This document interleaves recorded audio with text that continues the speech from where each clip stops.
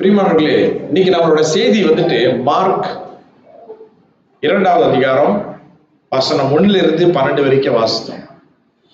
இது இன்னைக்கு நம்மளுடைய 7வது வாரம். இந்த ஒரு வருஷமாக நம்ம நான் பிரசங்கம் பண்ண போறோம்னா உங்ககிட்ட இந்த மார்க் என்ற இந்த காஸ்பல் இருந்ததா உங்ககிட்ட பிரசங்கம் பண்ண போறேன்.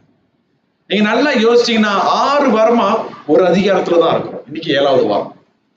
இன்னைக்கு மார்க் 2வது அதிகாரம் வசனம் 1 - 12 வரைக்கும். நீங்க நன்றாக பாத்தீங்கன்னா இன்னைக்கு செய்தியோட தலைப்பு என்னன்னு சொன்னாக்கா, ஆவிக்குரிய திமிர்வாத உள்ள ஒரு மனிதன் தேவனுடைய மன்னிப்பு முடிவுக்குள்ள போகிறத பார்க்க போதும். அதாவது from spiritual paralysis to divine forgiveness. நல்லா கேட்டுக்குங்க. ஆவிக்குரிய திமிர்வாது அப்படின்னு என்ன தெரியுமா? கை கால் வராத ஆவிக்குரிய நீதியில அவங்களுக்கு தேவனுடைய மன்னிப்பு கிடைக்கிறது இன்னைக்கு நம்ம பார்க்க போகிறோம். பிரியமானவர்களே, நீங்க நன்றாக பாத்தீங்கன்னு சொன்னாக்கா, இந்த உலகத்துல நம்ம எல்லாரும் பிறந்திருக்கோம். மனிதர்கள் எல்லாம் இந்த பூமியில பிறந்திருக்காங்க. அவங்க நித்தியத்தை யோசிக்கும் பொழுது, okay, what is man greatest need for eternity? ஒரு மனிதனுக்கு அவன் நித்தியத்தை யோசிக்கும் பொழுது அவனுக்கு முக்கியமான தேவை என்ன? ஒரு மனிதன், ஒரு மனுஷன், ஒரு ஆம்பளை, ஒரு பெண், யாரா இருந்தாலும் சரி, அவங்களுக்கு நித்தியத்தை ஈட்டர்னிட்டியை யோசிக்கும் பொழுது அவங்களுக்கு என்ன ரொம்ப முக்கியமான தேவைப்படுகிறது? ஆக சிம்பிளா சொல்றான், ஒரு மனிதனுக்கு என்னதான் முக்கியம், என்னதான் அவனுக்கு தேவை? நல்லா யோசிக்கும் பொழுது, ஓகே, நான் உங்ககிட்ட சொன்னேன் நித்தியன்னு சொன்னேன், ஈட்டர்னிட்டி. உங்களுக்கு நல்லா தெரியணும், இந்த பூமியில ஈட்டர்னிட்டின்னு சொல்லும் போது ஒண்ணு அவனோட முடிவு பரலோகமா இருக்கணும், இல்லாக்கட்டி அவனோட முடிவு நரகமா இருக்கணும். இந்த 2 இடத்தை தவிர்த்து வேற எங்கேயுமே இல்லை. அப்ப ஒரு மனிதனுக்கு நீங்க நல்லா யோசிக்க வேணும்னு சொன்னா, நியாய தீர்ப்பு தேவன் கொண்டு வர போறாரு சொன்னா அது என்ன மாதிரி நியாய தீர்ப்பு என்று சொன்னா, தேவனுடைய கோப அக்கினி ஜட்ஜ்மெண்ட் மனித மேல தேவன் ஊத்த போகிறார். அதான் மனிதனுக்கு முடிய போகுது. அது அவர் எப்பேற்பட்ட நியாய தீர்ப்பு என்ன சொன்னா, God will pour out his righteous wrath upon humankind. தேவனுடைய கோப அக்கினி மனித மேல ஊத்த போகுது. இப்ப மறுபடியும் உங்ககிட்ட கேள்வி கேட்கிறேன், ஒரு மனிதனா இருந்தமாக்கா, ஒரு மனிதன் நித்தியத்தை யோசிக்கும் பொழுது அவனுக்கு முக்கியமா, நல்லா கேட்டுக்குங்க, ஒரு மனிதனுக்கு முக்கியமா என்ன தேவை? இது உங்களோட சிந்தனையில முதலாவது நான் போடுகிறேன். இப்ப ஏன் சில பேர் நரகத்துல போய் முடிறாங்க? What makes people to end up in hell? Is it sin? ஒருத்த நரகத்துக்கு போய் முடிறானா அது வெறும் பாவத்தினால மட்டுமா அப்படின்னு கேட்கும் போது ரொம்ப பேர் ஆமான்னு சொல்லுவாங்க. But I tell you that is not the right answer. அது ரைட்டான பதில் கிடையாது. கொஞ்சம் கவனமா கேளுங்க, நல்லா கேளுங்க. People in hell have sinned against God. நரகத்தில் இருக்கிற அனைவரும் கர்த்தருக்கு முன்பாக பாவம் செய்தவர்கள் தான், மறுக்க முடியாத ஒன்று. But people in heaven have also sinned against God. பரலோகத்தில் இருக்கிறவங்களும் கர்த்தர் முன்பாக பாவம் செய்தவர்கள் தான். So why do they end up in the different place if both are sinners? எப்படி 2 பேரும் பாவி சொல்ற மார்க்கஸ், ஆனா அவங்களோட முடிவு, ஒருத்தங்க பரலோகத்திலோட முடிவு முடியுது, ஒருத்தவங்க நரகத்துல முடியுது. அது என்னதான் வித்தியாசம்? பிரியமானவர்களே, பரலோகத்துல sinners are the one populated in heaven. பரலோகத்துல இருக்காங்களே இவங்கெல்லாம் யாரு சொன்னா, எல்லாம் பாவிங்க தான் அங்க இருக்கிறாங்க. கேட்டுக்கிட்டீங்களா என்ன சொல்றேன்? பரலோகத்துல நிறைஞ்சு இருக்கிற போறவங்களே பாவிகள் தான். என்ன வித்தியாசமா உன்ன சொல்றேன் நினைக்காதீங்க. சோ மறுபடியும் இன்னைக்கு என்னதான் மார்க்கஸ் பேசினாரு சொன்னா, இவர் என்ன கேள்வி, இந்த உங்களை பார்த்து கேட்கிற கேள்வி என்னன்னு சொன்னா, ஒரு மனிதனுக்கு நித்தியத்தை யோசிக்கும் பொழுது அவனுக்கு என்னதான் முக்கியமானது தேவை? அங்கதான் நீங்க இன்னைக்கு கவனம் செலுத்த வேண்டும். பரலோகத்துல இருக்கிறவனும் பாவினா, நரகத்துல இருக்கிறவனும் பாவினா, எப்படி ரெண்டு பேரும் பாவியா இருக்கும்போது ஆனா ரெண்டு பேரும் வேற வேற இடத்துல முடியுது. ஃபாலோ பண்றீங்களா? என்ன சொல்றேன்னு கஷ்டமா இருக்கா? தெளிவா இருக்குல்ல? நீங்க நல்லா பார்க்கும்போது இன்னைக்கு கிறிஸ்டியானிட்டி கிறிஸ்துவத்துல என்னத்தை கொடுக்கறாங்க? இந்த கிறிஸ்டியானிட்டி என்னத்தை கொடுக்குது சொன்னா சில பேர் நினைச்சுக்குவாங்க மொராலிட்டி, ஒழுக்கத்தை கத்துக்க முடியும். நம்ம கிறிஸ்தவத்துக்கு போனோமா நம்ம ஒழுக்கத்தை கத்துக்க முடியும். Some will say love. சில பேர் அன்பு நினைத்துக் கொள்வார்கள். சில பேர் கிறிஸ்தவர்கள் ஆயிட்டாக்கா பீஸ் கிடைக்கும், எனக்கு சமாதானம் கிடைக்கும். சில பேர் கிறிஸ்டியானிட்டி சொல்லும் போது எனக்கு ஹாப்பினஸ் கிடைக்கும். நான் கிறிஸ்தவன் ஆயிட்டேன்னா ஏசு கிறிஸ்துவ கிட்ட போனா எனக்கு சந்தோஷம் மகிழ்ச்சி கிடைக்கும். இதெல்லாம் உண்மையா? உண்மைதான், பொய் நான் சொல்லவே கிடையாது. Those are the products. அதெல்லாம் என்ன சொல்லுவாங்கன்னா ப்ரொடியூஸ். அதெல்லாம் ஒரு கிறிஸ்டியானிட்டில இருந்து வர்ற ஒரு கனிகள்னு சொல்லலாம். பட் அன்னொன்னு தெரிஞ்சுக்கணும், அதெல்லாம் ஒரு பை ப்ராடக்ட் நான் சொல்லுவேன். என்ன சொல்றேன்? By product. அதுல இருந்து கிறிஸ்தவ தினத்துல இதெல்லாம் நீங்க பார்க்க முடியும். கிறிஸ்தவர்கள் அன்பா இருப்பாங்க, சந்தோஷமா இருக்கிறாங்க, சமாதானத்தை பத்தி பேசுறாங்க, அன்பை பத்தி பேசுறாங்க. இது எல்லாம் பிறகு வரக்கூடிய ஒரு காரியம். ஆனா முக்கியமானது என்ன? What great benefit of Christianity is? கிறிஸ்துவத்துக்கு வரும்பொழுது என்ன எனக்கு அப்படி ஒரு வித்தியாசமான ஒரு என்னதான் கிடைக்கும் போது? இயேசு கிறிஸ்துவ விசுவாசித்தனா அப்படி என்னதான் எனக்கு வித்தியாசமா ஒண்ணு கிடைக்கும் போது? மறுபடியும் உங்ககிட்ட கேள்வி கொண்டாடுறேன். நித்தியத்தை குறித்து யோசிக்கும் பொழுது ஒரு மனிதனுக்கு முக்கியமா என்ன தேவை? அந்த தேவைதான் கிறிஸ்துவத்துல நீங்க பெற்றுக்கொள்ள முடியும். அது வேற ஒண்ணும் கிடையாது. That is the forgiveness of sin. உங்களுடைய பாவங்கள் மன்னிக்கப்படும். இப்ப கொஞ்சம் யோசிச்சு பாருங்க. பரலோகத்துல இருக்கிறவனும் பாவினா, நரகத்துல இருக்கிறவனும் பாவினா, ரெண்டு பேரு பாவி. ஆனா இடம் எப்படி ரெண்டு பேரோட இடமும் வேற வேற மாதிரி இருக்கு சொன்னா, அவங்களுடைய பரலோகத்தில் உள்ள இருக்க பாவிகளுடைய பாவம் மன்னிக்கப்பட்டிருக்குது. புரியுதா சொல்றது? புரியுதா இல்லையா? பரலோகத்துல இருக்கிறவங்க பாவிதான், நரகத்துல இருக்கிறவங்களும் பாவிதான்.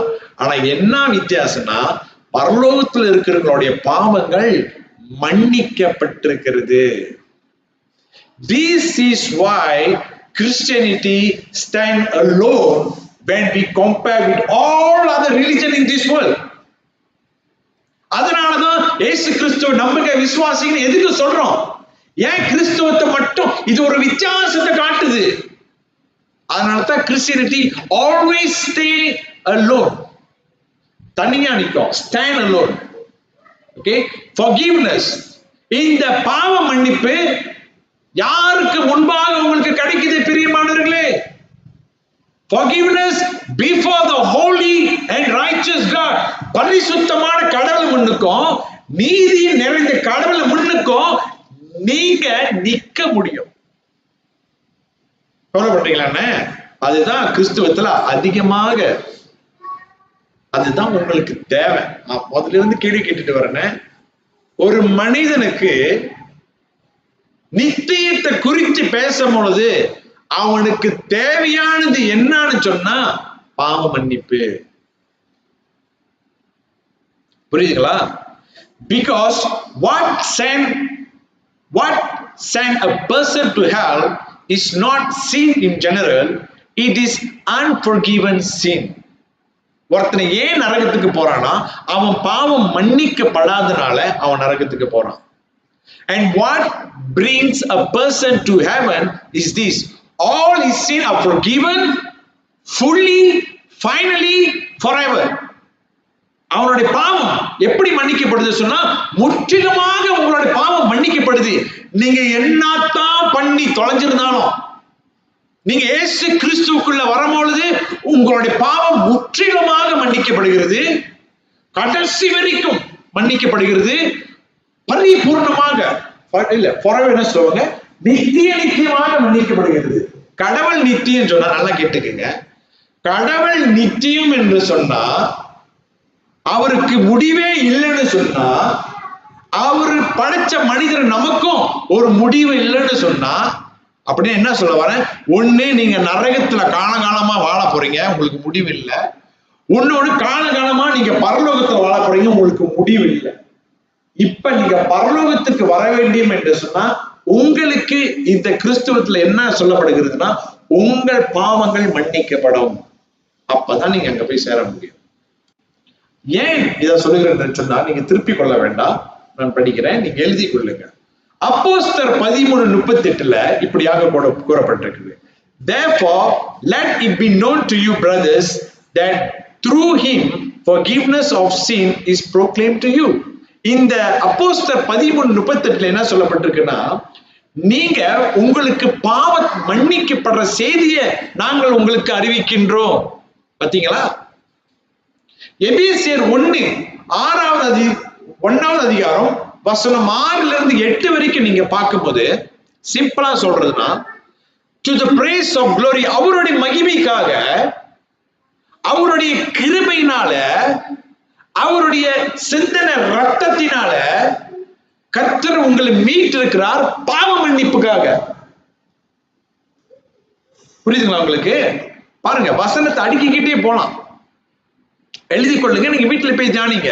எபேசியர் 1 அதிகாரம் வசனம் 6-8 வரைக்கும் இங்க பார்க்கும்போது தேவனுக்கு மகிமை வருகிறது, அவருடைய கிருபை மூலமாக வருகிறது. அது எப்படி வருகிறது என்று சொன்னா, இயேசு கிறிஸ்து நமக்காக சிலுவையில மரிக்கிறாரு, அது மூலமாக நமக்கு பாவ மன்னிப்பு கிடைக்கிறது. ஐசியா 38:17 என்ன சொல்லப்பட்டிருக்கு சொன்னா, தேவன் நம்மளுடைய பாவங்கள் எல்லாத்தையும் என்ன செய்வார்னா, அவர் முது பின்னால தூக்கி போட்டுருவாராம். ஐசியா 38:17 for you have cast all my sin behind your back. எங்க போட்டிருக்காரு? அவருடைய பின்னால உங்களோட பாவங்கள் எல்லாம் நீங்க என்னெல்லாம் பண்ணீங்க சொல்லி உங்களுக்கு தெரியும். எந்த அளவுக்கு நீங்க கடல் மண்ணுக்கு பாவம் செய்திருக்கீங்க சொல்லி உங்களுக்கு தெரியும். நீங்க அவர்கிட்ட வரும்போது இந்த ஆண்டவர் என்ன செய்யறாரு, நீ என்ன மாதிரி பாவம் செஞ்சாலும் சரி, நீ என்கிட்ட வரும்போது, என்னை நம்பி வரும்போது, நீ மனம் திரும்பி என்னை நம்பி வரும்போது அவர் என்ன செய்யறாரு, உங்க பாவத்தை எல்லாத்தையும் எடுத்து என்ன செய்யறாரு, அவர் பின்னால தூக்கி போட்டார். இதே சமூகம் இப்ப படிச்சுமே மார்க் 2 அதிகாரம் 1-12, லூக் 5 எடுத்துக்கொண்டீங்கன்னா, அது கொஞ்சம் மட்டும் படிங்க. லூக் 5:25-26, லூக்கா 5 அதிகாரம் வசனம் 25-26 வரைக்கும் பாத்தீங்கன்னாக்கா, இந்த திமிர்வாத உள்ளவன் அவன் உடனடியாகவே தன்னுடைய படுக்கை எடுத்துக்கொண்டு பின்பட்டு போகும்போது அவன் என்ன செய்யறான் பாருங்க, கர்த்தரை மகிமைப்படுத்திட்டு செல்கிறான். படிங்க அத.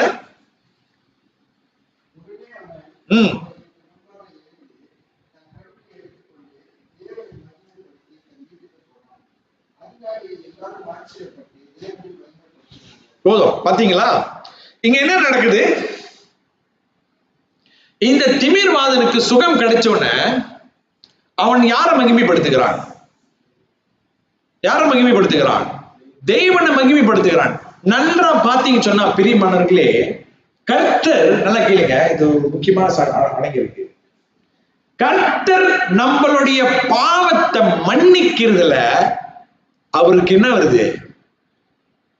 மகிமை வருது. God find glory in forgiving sinners sin. பாவிகளுடைய பாவத்தை மன்னிக்கிறதுல இந்த கடலுக்கு என்ன வருது? மகிமை வருது. அது தாங்க இந்த காஸ்பலோடைய கிளைமேக்ஸ். ஏன் கர்த்தர் ஆதாமும் ஏவாளையும் எப்படி விட்டார்? பாவம், அவங்க பாவத்துல விழுறதுக்கு எப்படி அவருக்கு தெரியுமே, இந்த பழத்தை சாப்பிட்டா இந்த பழத்தை வச்சு அவங்க உழுதுருவாங்க தெரியுமே, அவருக்கு எல்லாம் தெரியும் சொன்னா என்னதான் நடக்குது இன்னைக்கு? அதனாலே நாஸ்திகன் என்ன சொல்றாங்கன்னா, கடவுள் நம்பிக்கையாதவங்க, உங்க கடவுள் விளையாடுறாரு. நீங்க நல்லா யோசிச்சு பாருங்க, தியாலஜி படிக்கிற அந்த புக்கு அதுல தெளிவா இருக்கும். தேவன் செய்கிறது எல்லாம் அவருடைய மகிமையில தான் அங்க போய் முடியாது. பாவிகளுடைய பாவத்தை மன்னிக்கிறதுக்கு அவருக்கு அங்க என்ன வருது? மகிமை அடைகிறார். அதுதான் அவர் படிச்சாரு. அவன் என்ன செஞ்சான்? இப்ப பாவம் மன்னிக்கப்பட்டவன சுகம் கிடைச்ச உடனே பாவம் மன்னிக்கப்பட்ட அவன் என்ன செஞ்சுட்டு போறான்? கர்த்தரை மகிமைப்படுத்தி கொண்டு போகிறான். ஆகியனால பிரியமானவர்களே, இன்னைக்கு நம்ம வாசிக்கிற இந்த மார்க் 2வது அதிகாரம் வசனம் 1-12 வரைக்கும் not mainly about the lakhs. இவன் திமிர்வாதம் என்ன தெரியுமா உங்களுக்கு? சப்பானி இல்ல, சப்பானி வந்து இழுத்து நடக்க முடியும். திமிர்வாதம் என்ன தெரியுமா? படுக்க எப்படி சொல்லுவாங்க? படுத்த படுக்கை தானே. படுத்த படுக்கை ஸ்ட்ரோக் அடிச்சு அப்படி இருப்பாங்க. ஸ்ட்ரோக் அடிச்சு இப்படி இழுத்து இப்படிதான், ஒன்னும் செய்ய முடியாது. அவனுக்கு சுகம் கிடைச்சிருக்கு. ஆனா இன்னைக்குள்ள செய்தி, ஹலோ நல்லா கேளுங்க, இன்னைக்குள்ள செய்தி வெறும் கை கால் மட்டும் வேலை செஞ்சது இல்ல. It is not mainly about the legs that start working again. It is about the soul that is clear. உங்களுடைய ஆத்மா சுத்தமாய் விட்டது. அதுதான் இன்னைக்கு மெயினான செய்தி. This story about the forgiving sin, forgiveness sin. புரியுதாயா? இன்னைக்கு இந்த கதை என்ன தெரியுமா? படிச்சார போத மார்க் 2 பாவம் மன்னிப்புடைய ஸ்டோரி, செய்தி. அதுதான் நிக்குது. நீங்க நல்லா பாத்தீங்கன்னா பிரியமானவர்களே, நீங்க கூட 7 வாரமா இருந்தீங்கன்னா மார்க் என்ன அழுத்தத்தை கொடுக்கிறாருன்னா, இந்த இயேசுவுக்கு அதிகாரம் இருக்கு. இவரோட அதிகாரம் என்ன சொன்னா, பேய ஓட்டுறாரு நம்பர் 1. 2வது சீக்காளிகளுக்கு சுகத்தை கொடுக்கிறார். அது சீக்கு மேல அவருக்கு அதிகாரம் இருக்கு, பிசாசி மேல அவருக்கு அதிகாரம் இருக்கு. வெளியே வந்த கையோட சீடர்களை கூப்பிடுறாரு. அப்பவே எல்லாம் தூக்கி போட்டு வரான். அப்படின்னு என்ன சொல்ல வரேன்? டிசைபிள் மேல அவருக்கு அதிகாரம் இருக்கு. பிரசங்கம் பண்றாரு, அதிகாரத்தோட பிரசங்கம் பண்றாரு. ஃபாலோ பண்றீங்களா? என்ன அதிகாரம் இங்க இருக்கு? பிரீச்சிங்ல இருக்கு அதிகாரம். இப்ப கடைசியா வந்து மார்க் இந்த 2வது அதிகாரத்துல என்ன அதிகாரம் இருக்கு சொல்றான்னா, பாவத்தை மன்னிக்கிறதுக்கு அவருக்கு அதிகாரம் இருக்கு. ஃபாலோ பண்றீங்களா? பாவத்தை மன்னிக்கிறதுக்கு அதிகாரம் இருக்கு. இன்னைக்கு நம்ம பார்க்கும் பொழுது எப்படி தெரியுமா பார்க்க போறோம்? கிரவுட் பார்க்க போறோம், மக்களுடைய கூட்டத்தை பார்க்க போறோம். அந்த சீக்வன்ஸ் வந்து வந்து கிரவுட், மக்களுடைய கூட்டம். 2வது வந்து இந்த திமிர்வாதனை பார்க்க போறோம். திமிர்வாதம் தானே, திமிர்வாதம், இந்த பேரலைஸ பார்க்க போறோம். 3வது வந்துட்டு இஸ்ரவேலுடைய லீடர்ஸ பார்க்க போறோம்.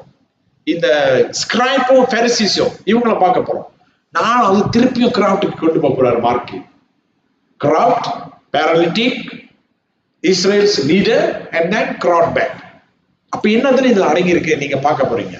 அப்ப நீங்க இன்னைக்கு நான் பேசும்போது அப்படி அந்த கவனத்தோட பாருங்க, என்னதான் மார்க் சொல்ல வர்றாரு கவனத்தோட பாருங்க. முதல் வசனம் 1-2 மறுபடியும் படிங்கய்யா.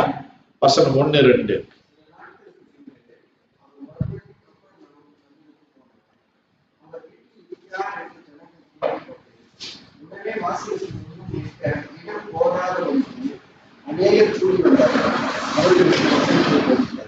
போதும். இயேசு மறுபடியும் கபர்நேமுக்கு வந்தாரு. ஃபுல்லா இருக்காங்க ஆளு. அவர் அங்க என்ன செஞ்சுக்கிட்டு இருக்கிறாரு? தேவனுடைய வசனத்தை போதித்துக் கொண்டிருக்கிறார். பிரியமானவர்களே, இந்த வசனம் என்று சொன்னா என்ன? அதே மார்க் 1:15 படிங்க. மார்க் 1:15 படிங்க. அவர் என்னத்தை பிரசங்கம் பண்ணிட்டு இருக்காரு? மார்க் 1:15 இல்ல படிக்க முடியுமா? இங்கிலீஷ்ல படிங்க யாராவது. Mark 1:15. And saying, the time is fulfilled and the kingdom of God is at hand. Repent and believe the gospel. நல்லா பாத்தீங்களா? நல்லா கவனமா கேளுங்க. இந்த செய்தியை வெளியே பேசினா என்ன தெரியுமா பேசுவாங்க? ஆண்டவர் வந்துட்டு ஒரு திமிர்வாதனை சுகத்தை கொடுத்தாரு. எங்க எங்க எங்க கொண்டு போவாங்க? சுகத்துக்கு கொண்டு போவாங்க. நீங்க நல்லா பாருங்க. 1வது வசனத்திலும் 2வது வசனத்திலும் மார்க் என்ன சொல்றாரு சொன்னாக்கா, சத்தியத்தை பேசினார், தேவனுடைய வார்த்தையை பேசினாரு. ஆரம்பத்திலிருந்து இயேசு இதைதான் செஞ்சுக்கிட்டு வர்றாரு.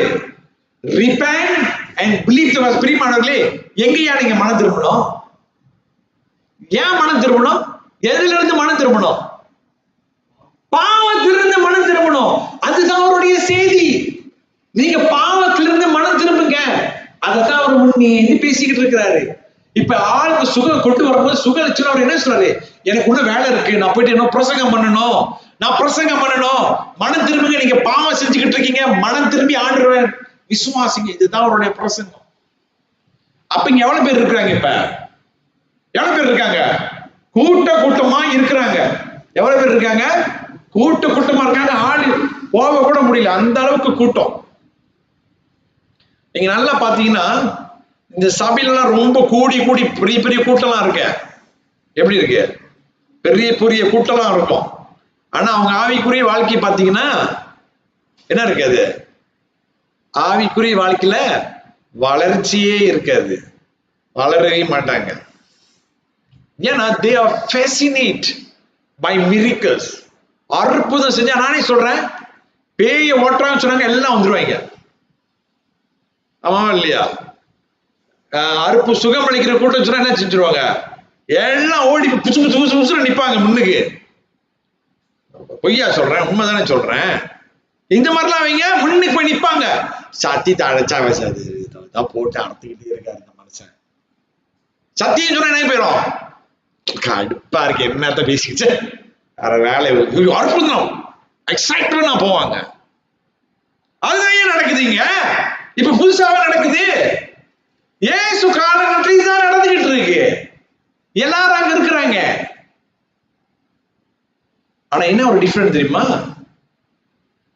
அவங்களுக்கு கர்த்தரோட வார்த்தை மேல தாகம் கிடையாது. இயேசு கொடுக்கிற இந்த செய்தி மேல அவங்களுக்கு தாகம் கிடையாது. நீங்க பாருங்க, அங்க யார் யார் தெரியுமா இருக்கிறா? இந்த கூட்டத்துல யார் யார் தெரியுமா இருக்கிறா? எல்லாரும் வந்து நிக்கிறாங்க. இந்த வீட்டுக்குள்ள போக கூட முடியல. இந்த கூட்டத்துல யார் யார் நிக்கிறாங்க நான் சொல்றேன், நல்லா கேட்டுக்குங்க. ஸ்கிரைப்ஸ், வேத என்னையா? வேத பாரகரா? வேத பாரகர் என்ன தெரியுமா? இந்த பைபிளை கரைச்சு குடிச்சு வச்சுவீங்க, பழைய ஏற்பாடுல உள்ளவங்க. அப்புறம் நீங்க லூக் 5லயும் மத்தேயு 9லயும் பாத்தீங்கன்னா இதே சம்பவம் அவங்களே எழுதியிருக்காங்க. அங்க யார் இருப்பாங்க சொன்னாக்கா? பரிசேயர்கள் இருப்பாங்க. பரிசேயர்கள் யார் தெரியுமாக்கா? மதம், நினைப்பு, அப்படி நான் தான் பரிசுத்தம். எப்படி? யார் மாதிரி பைபிள் படிக்க முடியாது, யார் மாதிரி ஜெபிக்க முடியாது, யார் மாதிரி விவாசிக்க முடியாது, யார் மாதிரி பாவம் செய்யாம நீங்களா இருக்க முடியுமா? நான் எப்படி திரும்ப ஆண்டுக்கு பயந்து வாழ்றேன். ஒரு திமிரு, ஒரு நினைப்பு. புரியுதா உங்களுக்கு? இது என்ன இல்ல, இதான் செல்ஃப் ரைச்சஸ். மத்தவங்களை எப்படி பாக்குறது? பாவம் செஞ்சுட்டா கேவலமா பார்ப்பாங்க. இந்த மாதிரி கூட்டம்லாம் சேர்ச்சில் இருக்கும், கண்டிப்பா இருக்கும். இவங்களை திருத்துறது என்னத்தை பேசணும்? சத்தியத்தை சத்தியமா பேசணும். அதுதான் நான் செஞ்சுக்கிட்டு இருக்கேன். புரியுதா உங்களுக்கு? இந்த மாதிரி கூட்டம் இருக்கும், பாவம் அவங்களுக்கும் தேவை, சத்தியம் தான் தேவை. அதுதான் மார்க்கஸ் நான் பேசிக்கிட்டு இருக்கேன். இப்ப they are not there to really worship God. அவங்க என்ன தெரியுமா வந்திருக்காங்க? இவங்கெல்லாம் பாக்குறாங்க இயேசு என்ன தப்பு பண்ணுவாரு, எப்படி அவர்கிட்ட குற்றத்தை கண்டுபிடிக்கலாம், எப்படி அவரை ட்ராக் பண்ணலாம். இப்ப இயேசு இவங்களுக்கு எப்படி இருக்காருன்னா ஒரு ட்ராக்டா இருக்காரு. ஒரு தமிழ்ல என்ன சொல்லுவாங்க? ஒரு ஆபத்தா இருக்காரு இயேசு இவங்களுக்கு. எப்படி இருக்காரு? ஒரு ஆபத்தா இருக்காரு. ஏன் தெரியுங்களா பிரியமானவர்களே? இந்த வேத பாடலையா சொன்னீங்க, இவங்களுடைய தப்பு என்னன்னாக்கா இவங்க சத்தியத்தை தவறாக போதிக்கிறாங்க. அடுத்தது இங்க பரிசேயர்கள் வந்துட்டு அவங்க எப்படி வாழ்றாங்கனாக்கா மத நினைப்புல வாழ்றாங்க. தெரியுமாயா? சில பேர் பெரிய அங்கெல்லாம் போட்டுக்கிட்டு, நான் பாஸ்டர் என்கிட்ட ரைட்டா பேச தெரியுமா, நான் பாஸ்டர் நீ சொல்றது கேள்வி தெரியுமா, இல்லாட்டி உனக்கு சாபம் வந்துடும். புரியுதா? ஆண்டு என்கிட்ட பேசுறாரு, உங்கள்கிட்ட நம்ம கிட்ட பேச மாட்டாரு போல, அவங்ககிட்ட தான் பேசுவாரு. அதை வச்சே பயமுத்தி நம்மள எங்க வச்சிருவாங்க? ஓரமா அங்க வச்சிருவாங்க. நம்மளும் ஆமா சாமி போய் பாஸ்டர் சொன்னா கடவுளையும் சொன்ன மாதிரி எல்லாம் நடந்திருக்கு தானே. நான் இதெல்லாம் கடந்து வந்திருக்கேன். இப்ப பாக்குறவங்க அட்ரஸ் இல்லாமே போயிட்டாங்க. ஜாக்கிரதையா இருங்க பிரியமானவர்களே. அப்ப என்னத்தை அவங்க சிந்திக்க வைக்கிறேன்? Be careful. You can be near to the sermon, you can be near to the Christian activity, you can be near to the Bible, you can do all the ministry and still you are not convert to Christianity. சொன்ன என்னது புரியுதாங்க? என்ன சொல்ல தெரியுமாக்கா? நீங்க church கிட்ட வரலாம், நீங்க வேதத்தை தினமும் வாசிக்கலாம், நீங்க நல்லா ஜெபிக்கலாம், நீங்க ஊழியத்துக்கு வரலாம், நீங்க என்ன வேணாலும் செய்யுங்க. ஆனாலும் ஆச்சரியப்படக்கூடிய விஷயம் என்ன தெரியுமா? நீங்க ரட்சிக்கப்பட்டிருக்க மாட்டீங்க. நீங்க ஞானஸ்நானம் கூட எடுத்திருக்கலாம். நீங்க எதை வச்சியா நீ சொல்ற? அதான் பைபிள் வச்சு நான் சொல்றேன். இயேசு பிரசங்கம் பண்றாரா இல்லையாங்க? இங்க கூட்டம் இருக்கா இல்லையா? எல்லாரும் வந்து உட்கார்ந்து இருக்காங்களா இல்லையா? இயேசு தொடர்ந்து நீங்க படிக்கும் போது நீங்க பாருங்க, எல்லாம் வந்து நம்ப முடியாது அவங்களால. இயேசு தான் கடவுள்னு சொல்லி நம்பவே முடியாது அவங்களால. நம்ம பார்ப்போம் தொடர்ந்து. அடுத்த வசனம் போகுமாங்க. 3வது வசனம் 4வது வசனம் படிக்கையா.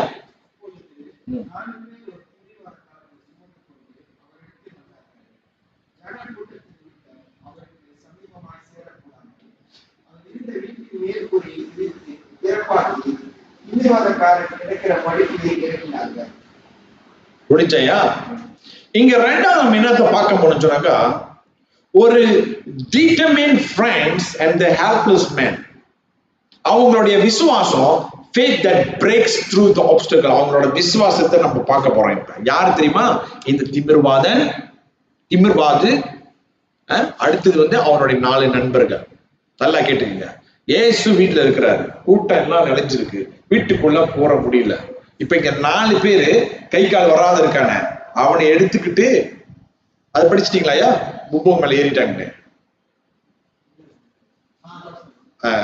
ஏறி இயேசு கிட்ட வந்து அவனை வைக்க போறாங்க முன்னுக்கு. பிரியமானவர்களே, இங்க நம்ம என்னத்தை பார்க்கணும் சொன்னாக்கா, the firm man carry the paralytic. இந்த திமிர்வாதனை தூக்கிட்டு வராங்க. அவங்க செய்யறது unthinkable, யோசிக்க முடியல அவங்க செய்யறது. இப்ப நம்மள கொஞ்சம் யோசிச்சு பார்ப்போம். நம்ம ஒருத்தனை 4 பேர் ஒரு கை கால் வராதுன்னு தூக்கிட்டு வரீங்க. உள்ளுக்கு பாஸ்டர் அற்புத கூட்டம் செய்யறாரு வச்சுக்கோமே, தூக்கிட்டு போக முடியும். நம்ம என்ன செய்வோம்? மிஞ்சி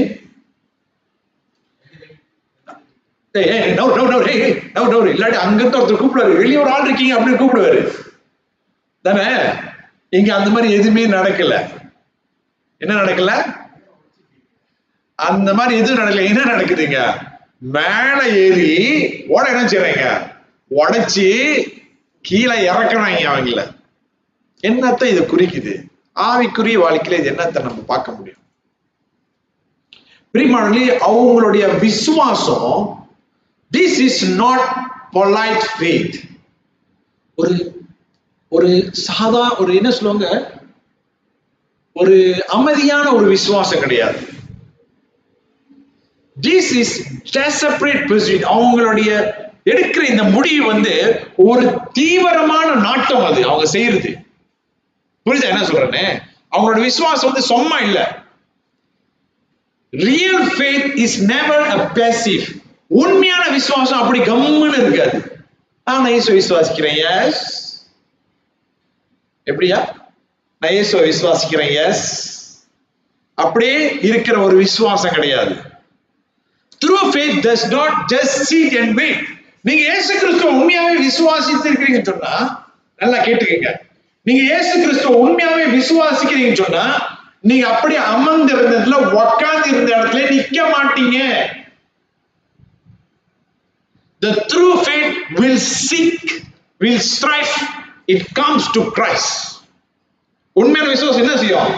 தொடர்ந்து என்ன சொல்றது, இந்த வசனம் என்ன சொல்லுது, இந்த சபையில சத்தியத்தை பிரசங்கம் பண்றாங்களே, இந்த பைபிள் பத்தி இப்படி பேசுறாங்க, உன்னை என்ன ஆண்டவரை பத்தி தெரிஞ்சுக்கணும், நான் இந்த கிறிஸ்துவ பத்தி உன்ன தெரிஞ்சுக்கணும், நான் ஆண்டவருக்குள்ள என்ன செய்யணும் அப்படின்னு சொல்லி ஸ்டாட்டிக்கான ஃபெய்த் கிடையாது. எப்படி இருக்கு? இது ஆக்டிவான ஃபெய்த்.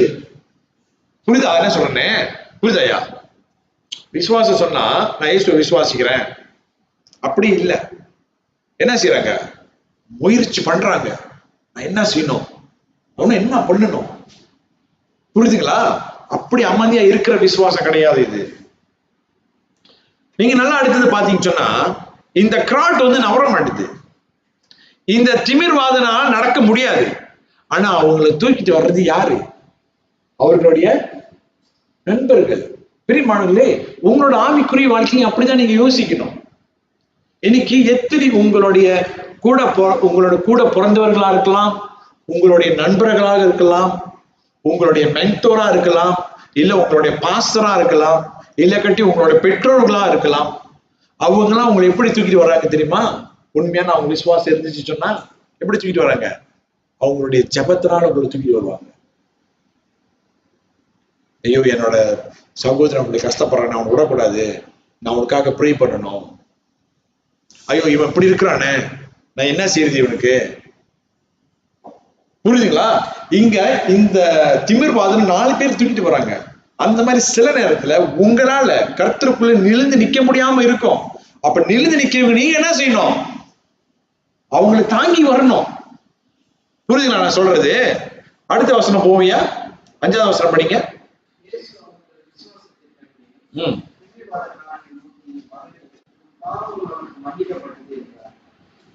பாத்தீங்களா? The shocking words of Jesus. இப்ப இவன் வந்திருப்பானே, எல்லாரும் அந்த கூட்டத்துல நம்ம என்ன நினைச்சிருப்போம்? ஏசு என்ன சொல்லியிருக்கணும்? எப்படி சொல்லியிருப்பாங்க நம்மளோட டைம்ல? இப்ப எல்லா விதமான கட்டும் இயேசு கிறிஸ்து நாமத்தினால இப்பொழுதே உடைக்கிறோம், எழுந்திருச்சு நடங்க, அப்படிதானே சொல்லியிருப்பாங்க. இங்க அந்த மாதிரி நடக்குதா? இங்க அங்க முதலாவது அவரு நோயில நான் சுகமாக்குறேன், எந்திரிச்சு அந்த மாதிரி சொல்லியிருக்காரா? என்ன நடக்குது இங்க? படிங்க 5வது வசனத்தை மறுபடியும்.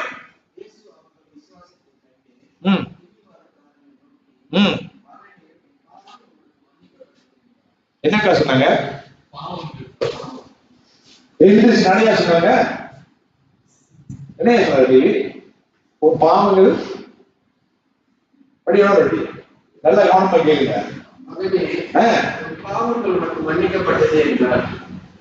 இப்ப வந்து டேவி வச்சுக்கோமே, அந்த மாதிரி நடக்க முடியாத தூக்கிட்டு வந்தாக்கா முன்னுக்கு வச்சா என்ன செய்யணும்? நம்ம என்ன சொல்லணும்? எழுந்திரி. அப்புறம் ஏசு ரத்தத்தை தெரிக்கிற உண்மையில இந்த மாதிரிலாம் தான் நம்ம கேட்போம். ஆனா இங்க ஏசு என்ன சொல்றாரு? உன் பாவங்கள் மன்னிக்கப்பட்டதுன்றாரு. அதனாலதான் ஆரம்பத்தில் நான் சொல்லிட்டு வர்றேன், இந்த சம்பவத்துடைய முக்கியத்துவம் என்ன? கவனத்தை விட்டுறாதீங்க. இயேசு கிறிஸ்து இவங்களுடைய விசுவாசத்தை பார்க்கிறாரு. யாரு? இந்த திமிர்வாதனுடைய விசுவாசத்தையும் அவருடைய 4 கூட்டருடைய விசுவாசத்தை பார்க்கும்போது அது உண்மையான ஒரு விசுவாசமாக இருக்கு. ஜென்யூன் ஃபெய்த்தா இருக்கு. Faith more than just believe that Jesus will heal him. நல்லா பாத்தீங்கன்னா என்னோட கூட சேர்ந்து யோவான் 2வது அதிகாரம், யோவான் 2வது அதிகாரம், 2வது அதிகாரம் வசனம் 23ல இருந்து 25 வரைக்கும் படிங்க. யோவான் 2வது அதிகாரம் வசனம் 23ல இருந்து 24 வரைக்கும் படிங்க.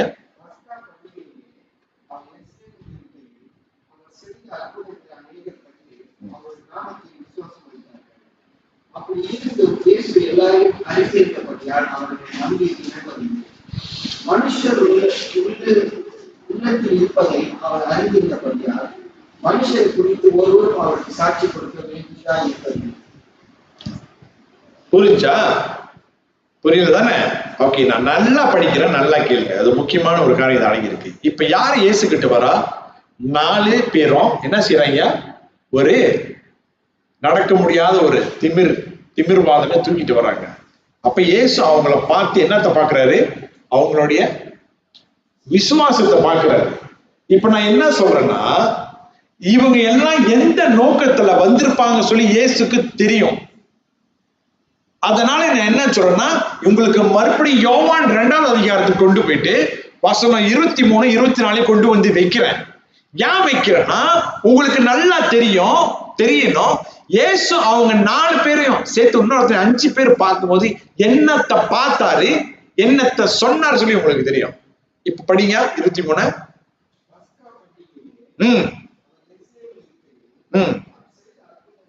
பாருங்க, இயேசு செஞ்ச அற்புதங்களை அநேகர்கள் கண்டு, புரியுதா? அப்புறம் அவருடைய நாமத்தில் விசுவாசம் வைத்தார்கள். நல்லா பாத்துங்க, அவர் செய்த அற்புதத்தை கண்டு என்ன செஞ்சாங்க?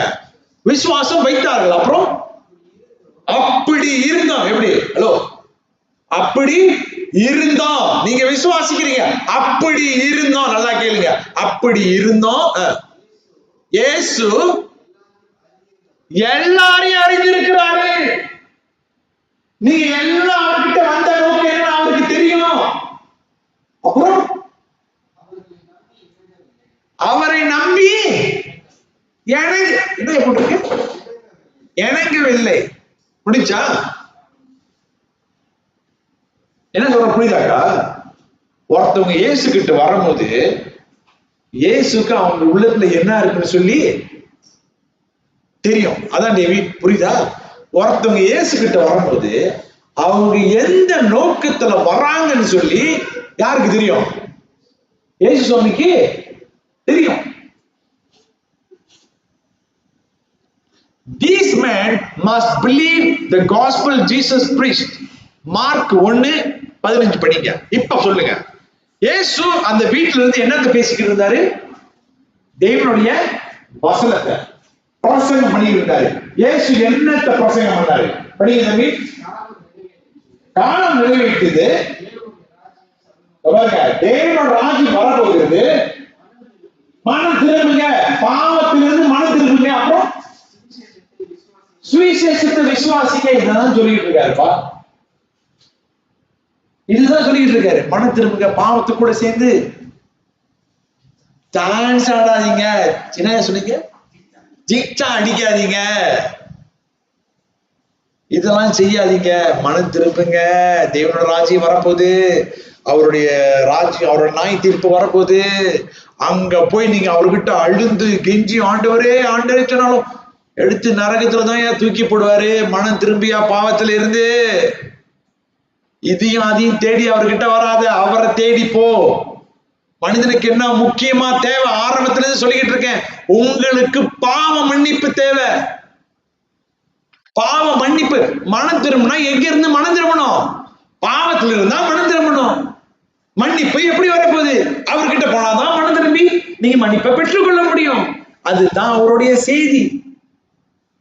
இப்ப இந்த 4 பேர் சேர்ந்து இன்னொருத்தன் அந்த திமிர்வாதம் சேர்க்கும் போது 5 பேர் வரும்போது இவங்க எந்த நோக்கத்துல வந்தாங்கன்னு சொல்லி கர்த்தராகிய இயேசு கிறிஸ்துவுக்கு தெரியும்.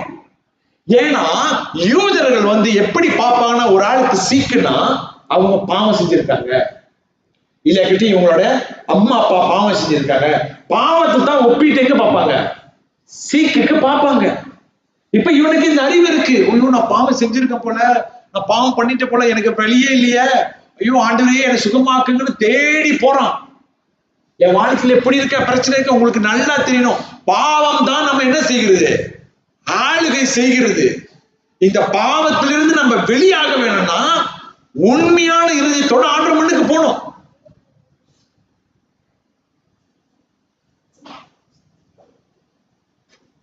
They came for healing, but Jesus gave something greater. அவங்க எதுக்கு போனாங்க? சுகத்துக்கு போனாங்க. ஐயோ நான் பாவம் செஞ்சிருக்கேன் போல, போனா எனக்கு என்ன கிடைச்சிடும்? சுகம் கிடைச்சிடும், கர்த்தர் என்னையும் மன்னிச்சிருவாரு, அதுல தான் போனாங்க, அந்த பாவத்தை நீக்கிடுவாருன்னு. ஆனா தேவன் இங்க அவங்க எதிர்பார்த்ததுக்கு மேல ஒண்ணு செய்கிறார். என்ன சொல்றாருனாக்கா, உன் பாவங்கள் மன்னிக்கப்பட்டதுன்றாரு. Because Jesus know what is the man deepest need. ஐயா நீங்க வரும்போது அவர்கிட்டலாம் ஒரு எதிர்பார்த்து வருவீங்க. ஆனா நீங்க அவரு உங்ககிட்ட எது அதிகமா உங்களுக்கு தேவை? அவருக்கு தெரியும், உங்களுக்கு பாவ மன்னிப்பு தேவை. புரியுது? நீங்க அவரு உங்களை மன்னிக்கணும். இப்போ உங்களுக்கு எல்லாமே இருக்கு வச்சுக்கோங்க, வீடு காடி சொத்து சுகம் எல்லாமே இருக்கு, பாவ மன்னிப்பு இல்ல. உங்க முடிவு எங்க? நரகம். இப்ப உங்களுக்கு குறைவாக இருக்கு. ஆனா கர்த்தர் உங்களை தன்னுடைய ரத்தத்தை கொண்டு உங்களை பாவத்தை மன்னிச்சுட்டாரு, கிருபையை கொண்டு உங்களை பாவத்தை மன்னிச்சுட்டாரு. உங்களுக்கு பரலோகம் இருக்குப்பா.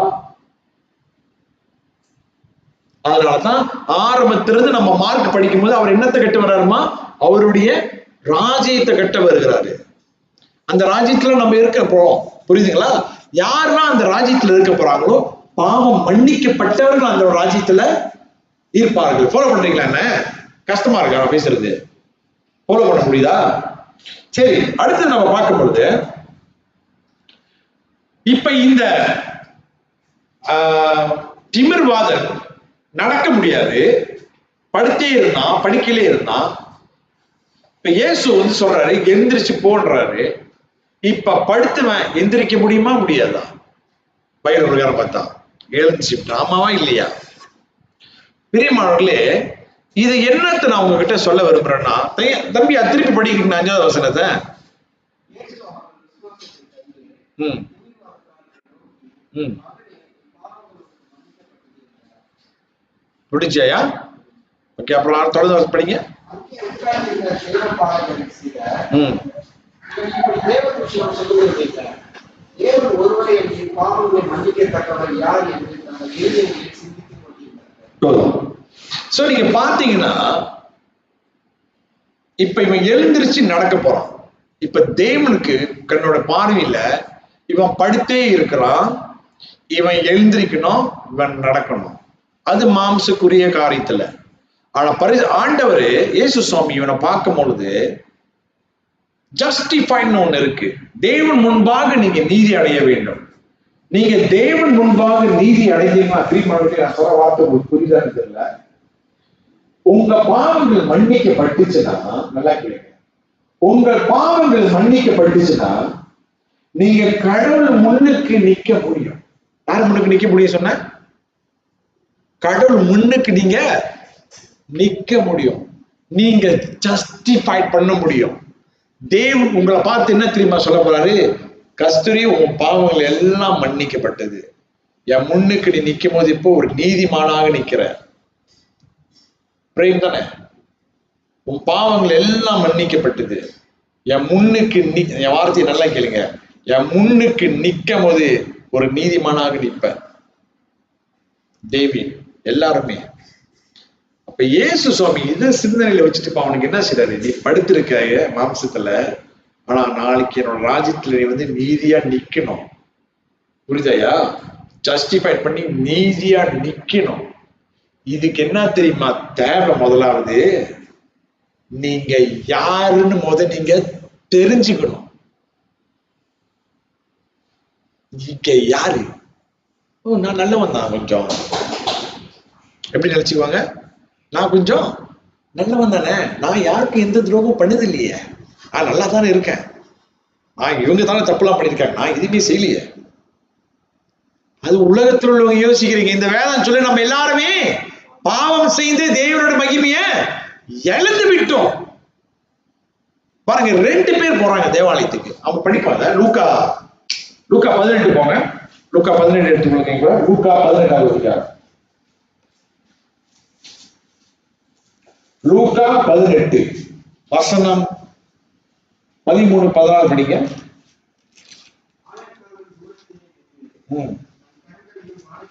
ஐயா, எத்தனை வருஷம் படிக்கிறீங்க? 13 12 11 12 படிங்க. பாருங்க, நான் உங்களுக்கு கொஞ்சம் கம்பேர் கொடுக்குறேன். ஒரு இது கொடுக்குறேன். 2 பேர் போறாங்க. எங்க போறாங்கன்னா 2 பேர் தேவாலயத்துக்கு போறாங்க. இப்ப தேவாலயத்துக்கு போறவங்க 2 பேரும் தேவன் அறிஞ்சவங்களா இல்லையா? தேவாலயத்துக்கு போறவங்க 2 பேரும் தேவன் அறிஞ்சவங்களா இல்லையா? 2 பேரும் தேவன் அறிஞ்சவங்க. ஓகே, படிங்க. யாரு? பரிசேயர். பரிசேயர் முதல்ல என்னமா சொன்னேன் நானு?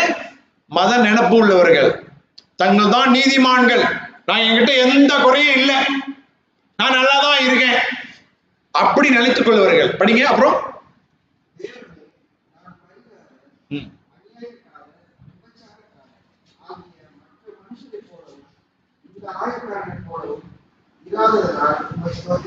என்னையா சொன்னா? அது வசனத்தை ஆரம்பிங்க. எப்படி? தேவனே, பாருங்க, நானு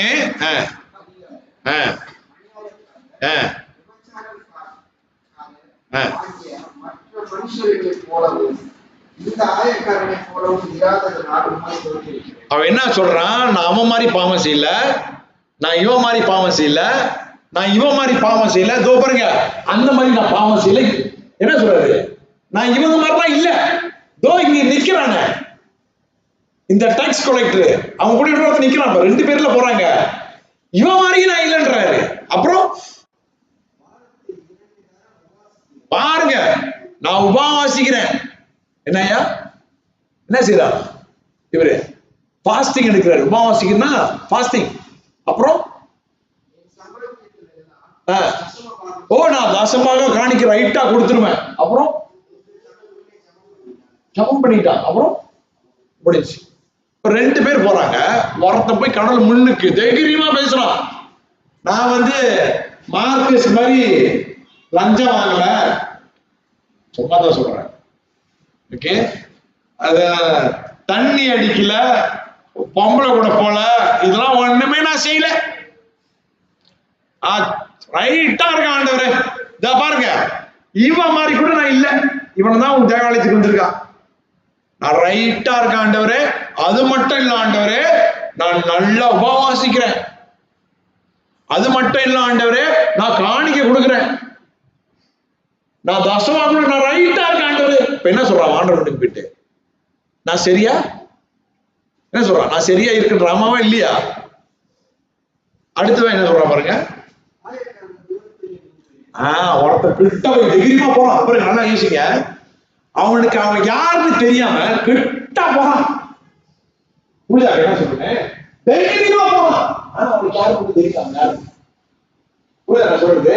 இப்ப இன்னொரு ஒருத்தன் ஆயக்காரன், இந்த டேக்ஸ் கலெக்டர், இந்த டேக்ஸ் கலெக்டர் அந்த காலத்துல அவனுக்கு ரொம்ப கேவலமா போவாங்க. இவெல்லாம் பாவி, இவனுக்குலாம் சேரவே கூடாது. புரியுதா? அந்த மாதிரி கேவலமா பாக்குறவன் என்ன சொல்றான் பாருங்க, தூரத்தில் இருந்து தன் கண்களையும் பாருங்க இப்படி கூட எட்டி பார்க்க மாட்டான். அப்புறம் மார்பில் அடிச்சுக்கிறான், ஆண்டவரே நான் பாவி ஆண்டவரே, உங்களை விட்டு போயிட்டேன், துரோகம் பண்ணிட்டேன், உங்களுக்கு உண்மையா வாழல, நான் ஒரு வீணா போன ஆண்டவரேன்னு சொல்லி எப்படி செஞ்சுக்கிறாமா மார்பில் அடிச்சுக்கிறான். நான் பாவி ஆண்டவரே, நான் பாவி ஆண்டவரே, நான் பாவி ஆண்டவரே அடிக்கிறான் நெஞ்சில, தன் பாவி என்று ஒத்துக்கிட்டான். அப்புறம் கேட்கிறான், ஐயோ ஆண்டவரே என்னால கிருபையா இருந்த ஆண்டவரே. அப்புறம் படிக்கும் கீழே,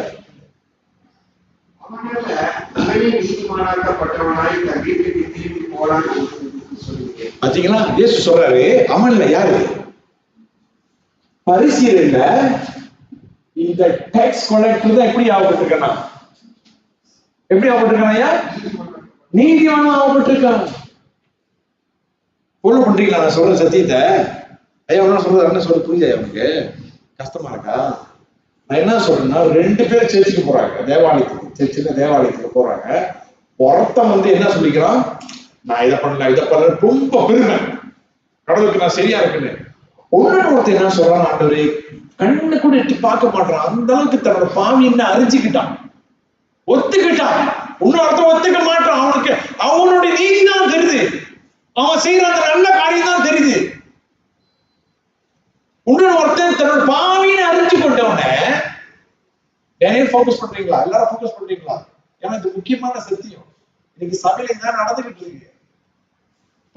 ஒருத்தன் என்ன செய்யறான்னா, பாவின்னு அறிஞ்சவன இயேசு சொல்றாரு, அவன் இல்லடா, அவன் இல்ல, இவன் தான் நீதியாக்கப்பட்டு. ஏன் அதை சொல்லணும்னாக்கா, அவன் பாவி என்று அறிஞ்சு கொண்டான். அங்கதான் இது நடக்குது. இப்ப இவங்களுக்கு தெரியுது, ஐயோ இந்த பாவத்தினாலதான் போல இப்படி நான் ஆயிட்டேன். இந்த பரிசேயர்களும் சரி அந்த கூட்டத்தோட இருக்காங்களே, அவங்களுக்கு இது தெரியல, இவங்களுக்கு தெரியுது. அவங்களோட இவனுக்கு தெரியுது சொல்லி அவனுடைய நண்பர்கள் என்ன செய்றாங்க, தூக்கிட்டு போறாங்க. அதை பார்த்தோன்னு இயேசு என்ன சொல்றாரு, இப்ப உன் பாவங்கள் மன்னிக்கப்பட்டு. ஏன்னா இருதயத்தில் இருக்குது யாருக்கு தெரியும்? அவருக்கு தெரியும். அதுதான் பாயிண்ட் இங்க. The greatest need of every soul is divine forgiveness of all sin. உங்க பாவங்கள் எல்லாம் மன்னிக்கணும்னா தேவன் பிரியாசப்படுகிறாரு. நீங்க செய்ய வேண்டியதெல்லாம் அவர்கிட்ட போய் அழுந்து உருகி என் மேல மனம் இறங்குங்க ஆண்டவரேன்னு கேட்கிற வேலைதான். மற்றது எல்லாம் தெரியுமா, சந்தோஷம், எனக்கு நிம்மதி வேணும் ஆண்டவரே, எனக்கு சந்தோஷம் வேணும், இதெல்லாம் அதிலிருந்து வரங்க. இதை செய்யணும். நம்ம நீங்க இன்னும் உங்களை பாவின்னு அறியாம இருந்தீங்க, நீங்க யோசிச்சு பாருங்க நீங்க எங்க இருக்கீங்கன்னு சொல்லி. இன்னைக்கு சில தப்பான போதனை இருக்கு இதுல. இந்த ஸ்கிரிப்சர்ல இருந்து, இந்த மார்க் 2வது அதிகாரம் சில தப்பான போதனை இருக்கு, நீங்க அதுக்கு கவனம் செலுத்த வேண்டும். அதை நான் உங்கள்கிட்ட சொல்ல போறேன். நீங்க இந்த திமிர்வாதம் எந்திரிச்சு 2 தெரியுமா? இன்னைக்கு சபையில எப்படி சொல்லுவாங்கன்னாக்கா, சில சபையில, எல்லா சபையில, சில சபையில எப்படி போதிப்பாங்கன்னு சொன்னாக்கா, உன்னை மறுபடியும் ஆண்டவர் என்ன செய்ய போறாரு? எழுப்ப போறாரு. உன்னை தூக்கி முன்னுக்கு வைக்க போறாரு. எதெல்லாம் நீ இழந்தியோ அதெல்லாம் மறுபடியும் உனக்கு கிடைக்க போகுது. புரியுதா? அது மட்டும் இல்ல, நீ எல்லாரும் முன்னுக்கு கம்பீரமா நடக்க போற. எப்படியா? எல்லாரும் முன்னுக்கு கம்பீரமா நெஞ்சை தூக்கிட்டு நடக்க போற. அப்படி ஆண்டு உன்னை தூக்கி விட போறாருன்னு இந்த வசனம் அதை சொல்லவே இல்லை. கடல் முன்னுக்கு நீங்க நீதிமானா நிக்க போறீங்க. எவ்வளவு வித்தியாசம் இருக்கு? வித்தியாசம் இருக்கா இல்லையா? வித்தியாசம் இருக்கா இல்லையா? சொல்லுங்க. இதான் உண்மை. இந்த மாதிரி சொல்றது வேற ஒண்ணும் இல்ல, செழிப்பு சுவிசேஷம். இங்கிலீஷ்ல சொல்றதுன்னா ப்ராஸ்பரிட்டி காஸ்பல். இதே வசனத்தை தான் பாய்ப்பாங்க, இப்படி பாய்ப்பாங்க. Note this. Jesus does not forgive apart from repentance and faith. இயேசு கிறிஸ்து பாவத்தை மன்னிக்கணும்னு சொன்னா நீங்க மனம் திரும்பி விசுவாசிக்காத வரைக்கும் உங்க பாவம் மன்னிக்கப்பட முடியாது. அதனாலதான் ஆரம்பத்துல சொல்லிக்கிட்டு இருக்கேன், இயேசு சுவாமிக்கு நன்றாக தெரியும் அவங்களுடைய விசுவாசம். அதனாலதான் மார்க் அழகா எழுதியிருக்காரு, he is seeing their saving faith in the paralytic. படிங்க திருப்பியும் அந்த வசனத்தை. அவரோட விசுவாசத்தை கண்டாத போட்டுருக்காங்க. படிங்க.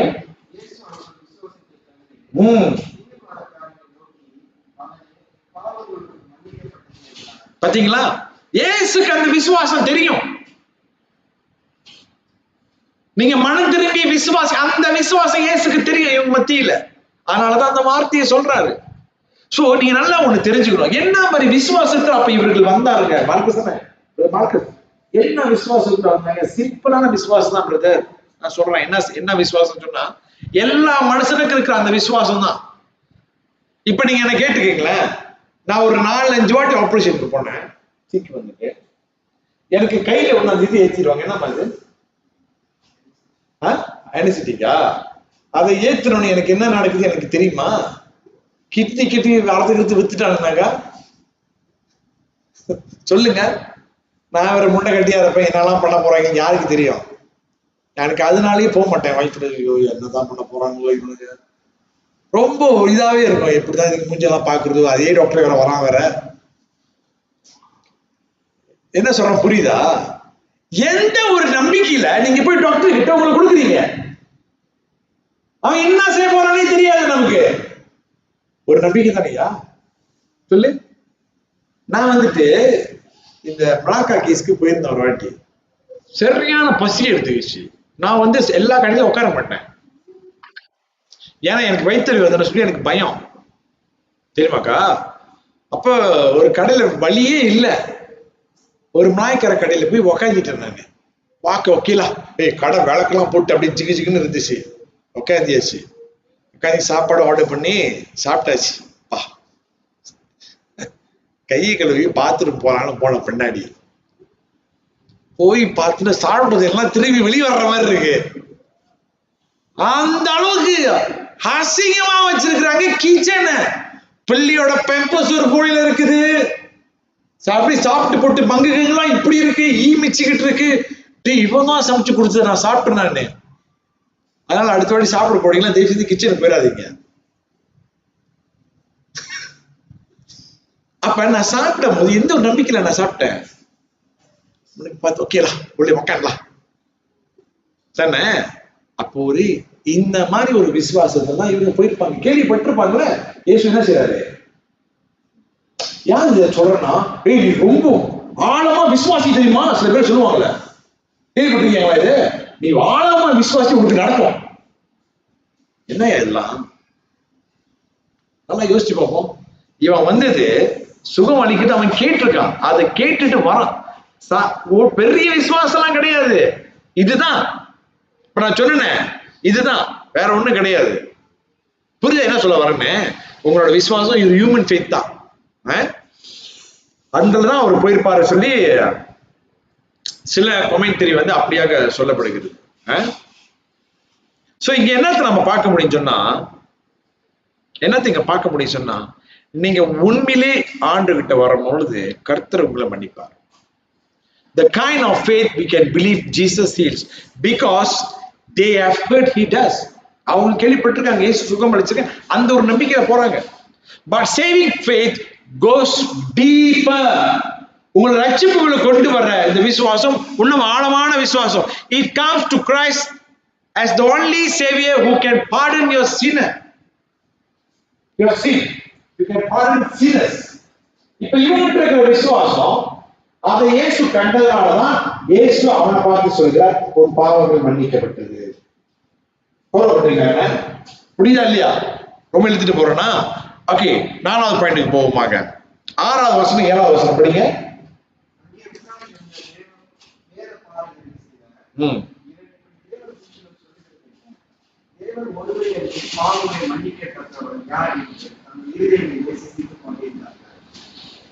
இப்ப இந்த வேத பாதகர் இருக்காங்களே, இவங்களுக்கு ரைட்டான தியோலஜி இருக்கு, ரைட்டான உபதேசம் இருக்கு, ஆனா அவங்க தவறான முடிவு எடுக்கிறாங்க. புரியுதா என்ன சொல்றேன்னு? அவங்களுக்கு என்ன இருக்கு? ரைட்டான உபதேசம் இருக்கு, ஆனா தவறான முடிவு எடுக்கிறாங்க. ஏன் அப்படி சொல்றேன் நீங்க பாருங்க. அவங்களுடைய ரீசனிங் ரைட்டான ஒரு ரீசனிங் நினைச்சப்பக்கா அவங்க சிந்திக்கிறாங்களா, அது ரைட்டானது ஒண்ணு. ஏன்னா அவங்களுக்கு நல்லா தெரியும் கடவுளை ஒண்டி தான் என்ன செய்ய முடியும், பாவத்தை மன்னிக்க முடியாது. அவங்க தப்பா சொல்றாங்க, ரைட்டா சொல்றாங்களா? ரைட்டா சொல்றாங்க. அவங்களுக்கு நல்லா தெரியும் கடவுள் ஒண்டி தான் பாவத்தை மன்னிக்க முடியும். இல்லாட்டி நம்ம எதை பத்தி பேசிக்கிட்டு இருக்கப்ப, நம்ம எதை பத்தி பேசிக்கிட்டு இருக்கோம்? நித்தியத்தை பத்தி பேசிக்கிட்டு இருக்கோம், ஆமாவா இல்லையா? நான் ஆரம்பத்துல அதான் சொல்லிக்கிட்டு இருக்கேன். நீங்க நித்தியத்தை யோசிக்கும் பொழுது உங்களுக்கு என்ன முக்கியமா தேவை, அதான் சொல்லிக்கிட்டு இருக்கேன். இட்டர்னிட்டி நீங்க யோசிக்கும் பொழுது உங்களுக்கு என்ன தேவை, what is the greatest need, அதை தான் சொல்லிக்கிட்டு இருக்கேன். மறுபடியும் அங்க கொண்டு வரேன், நீங்க நல்லா யோசிங்க. இப்ப நல்லா பார்க்க வேண்டியது என்னன்னு சொன்னா, நம்ம பாவம் செய்கிறோம் என்று சொன்னா இந்த நித்தியத்தை பற்றி யோசிக்கும் போது கடலுக்கு முன்பாக தான் நம்ம பாவம் செய்யறோம். சோ அதனால இந்த வேத பாதகர்கள் என்ன சொல்றாங்கன்னா, பாவத்தை மன்னிக்கிறவர் கடல் ஒண்டிதான் இருக்க முடியும். இப்ப இவங்க என்ன செய்யறாரு? சங்கீதக்காரன் தாவீது சங்கீதம் 51 சொல்லுகிறார், ஆண்டவரே உங்களுக்கு முன்பாக மட்டுமே நான் பாவம் செய்திருக்கிறேன் என்றார். அது நான் இன்னும் உங்களுக்கு உறுதியாக சொல்லுகிறேன். பாவம் என்று சொல்லும் போது நம்ம தேவன் முன்பாக தான் செய்கிறோம். Only God can forgive sin because sin is ultimately against God. இது நல்லா தெரிய வேண்டும். இப்ப இயேசுவை பார்த்து இவர்கள் என்ன சொல்றாங்கன்னா, இயேசு தேவ தூஷம், ரைட்டா? தமிழ்ல எப்படி வருது? தேவ தூஷமா? பிளாஸ்பமி. தேவ தூஷம் அப்படின்னா கடவுளுக்கு விரோதமா செய்யறாரு. ஓகே, அதுக்கு முன்ன உங்ககிட்ட சொல்ல பிரியாசப்படுகிறேன். என்ன சொன்னாக்கா, இந்த தேவ தூஷம் 3ஆக பிரிக்க முடியும். 3 லெவல் இருக்கு.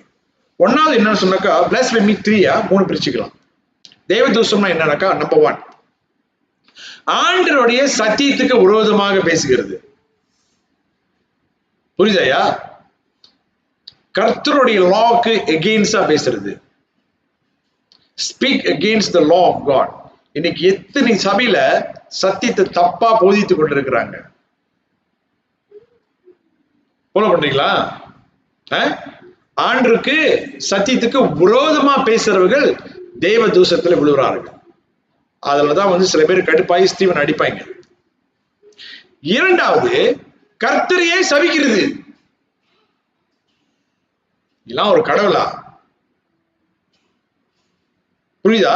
என்ன செய்யறாங்க? கடவுளை சபிப்பாங்க. அது என்னவா இருக்கு? தேவ தூஷமா இருக்கு. இந்த 3வது தேவ தூஷம் என்ன தெரியுமா? தங்களை கடவுளுக்கு ஒப்பிட்டு பேசுகிறது. புரியுதாயா? நான் தான் கடவுள் சொல்றாங்கல்ல, அதை என்ன செய்யுது? ஆண்டவருக்கு தேவ தூஷமாக காட்டுகிறது. தூஷமா? என்ன தூஷம்?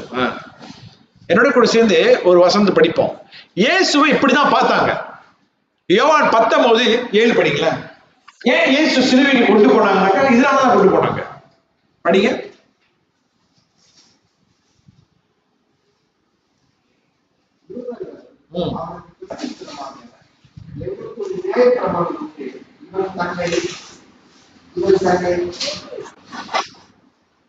தேவனுடைய குமாரன் என்று சொல்லப்பட்டால் அந்த நியாய பிரமாணத்தின் படியே இவன் சாக வேண்டும் என்றார்கள். பாத்தீங்களா? நான் ஆரம்பத்துல இருந்து சொல்லிக்கிட்டு இருக்கேன், இந்த பைபிள் வசனம் மார்க் 1:1 என்ன சொல்லப்பட்டிருக்குது? இவர் தேவனுடைய குமாரன். அந்த குமாரன் சொல்லும் போது என்னது? அவர் கடவுளுடைய ஸ்தானத்துல கொண்டு போய் வைக்கிறார். அந்த சுபாவம் அவருக்கும் இருக்கு. இயேசு இந்த பூமியில இருக்கும் பொழுது அவர் கடவுளா இருந்தது சொல்றதுதான் தேவகுமாரன் சொல்லப்படுகிறது. இப்ப இங்க என்ன நடக்குதுன்னா, இந்த யூதர்கள் என்ன சொல்றாங்கன்னா, இவர் தெய்வ தூஷம் செய்திருக்கிறார். ஏன்னா கடவுள் தான் பாவத்தை மன்னிக்க முடியும், எப்படி இயேசு பாவத்தை மன்னிக்கிறாருங்க?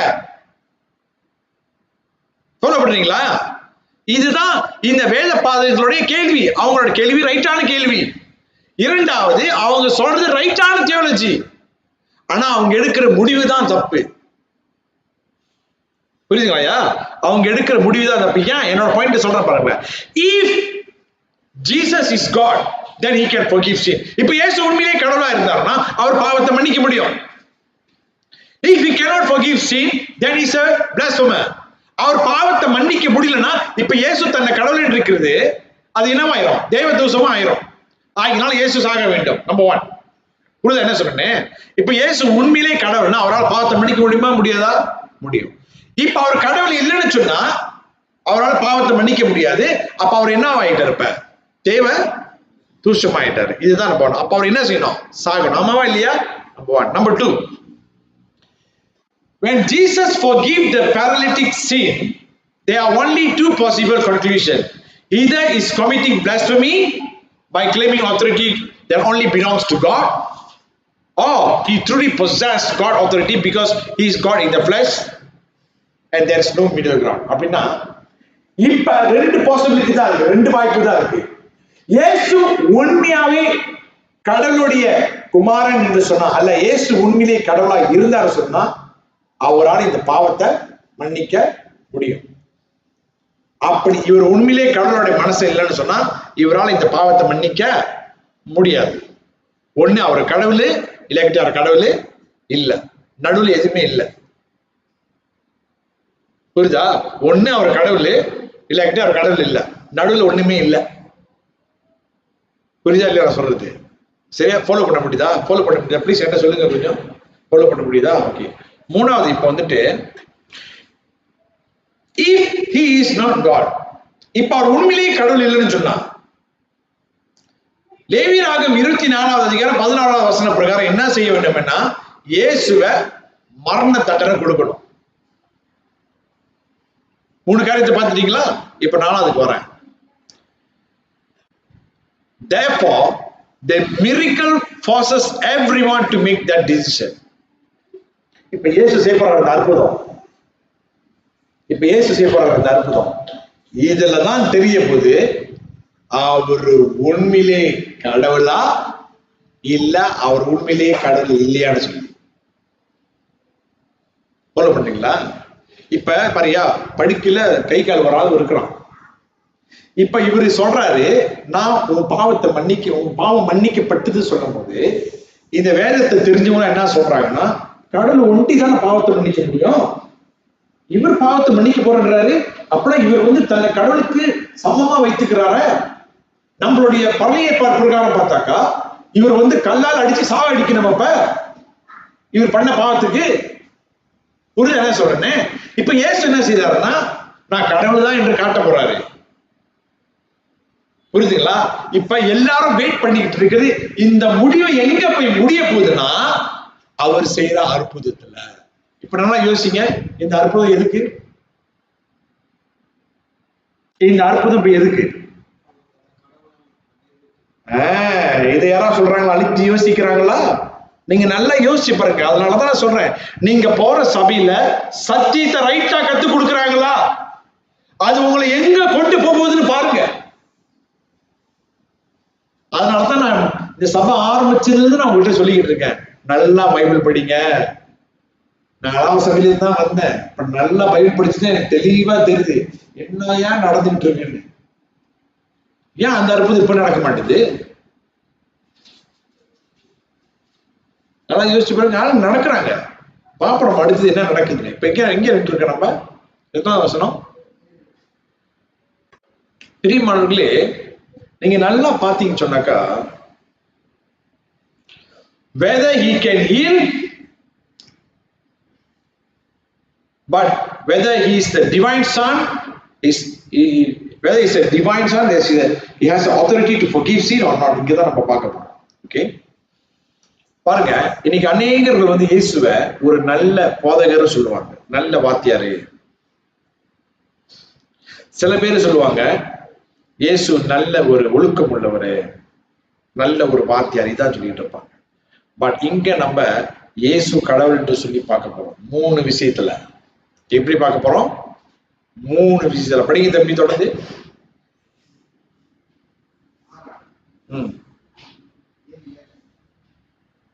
தேவதூஷணம் சொல்லுகிறது, தேவன் ஒருவரே அன்றி பாவங்களை மன்னிக்கத்தக்கவர் யார் என்று தங்கள் இருதயங்களில் சிந்தித்துக் கொண்டிருக்கிறார்.